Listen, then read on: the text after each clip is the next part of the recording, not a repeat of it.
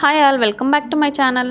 Sunday evening పిల్లల్ని తీసుకొని dinner కోసం రెస్టారెంట్కి అయితే వచ్చేసాము. ఈవినింగ్ ఏం కాదులేండి, నైట్ 8:30 అలా అయిపోయింది మేము వచ్చేసరికి. మేము మాగుంట లేఅవుట్లోని కాకర్లాస్ మిలిటరీ హోటల్కి అయితే వచ్చేసాము. మేము ఈ రెస్టారెంట్కి అయితే ఫస్ట్ టైం వస్తున్నామండి. ఇది పెట్టి ఆల్మోస్ట్ 1 year అయిందట. ఇక్కడ మా చిన్న బాబు అయితే మెనూ అంతా చూస్తున్నాడు, ఏం ఆర్డర్ చేద్దామా అని. ఈ రెస్టారెంట్ అంబియన్స్ అయితే బాగుంది. ఇంకా పేరుకు తగ్గట్టు 2 వాల్స్ మీద ఆర్మీ వాళ్ళు ఫుడ్ తింటున్నట్టు డిజైన్ చేశారు.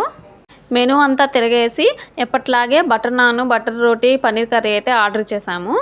ఎప్పుడు రెస్టారెంట్కి వెళ్ళినా కొత్త ఐటమ్స్ ఏమైనా ట్రై చేద్దాం అనుకుంటాం, కానీ పిల్లలు తింటారో తినరో ఎలా ఉంటాయో అని ఆర్డర్ అయితే చేయము. ఒక 20 minutes వెయిటింగ్ తర్వాత మేము ఆర్డర్ ఇచ్చిన ఫుడ్ అయితే వచ్చేసింది. మనం ఏ ప్లేస్కి వెళ్ళినా మన మదర్స్ డ్యూటీ అయితే తప్పదు కదా. ఇంకా మా చిన్న బాబుకి అయితే పెట్టేసి నేను కూడా తినేసాను.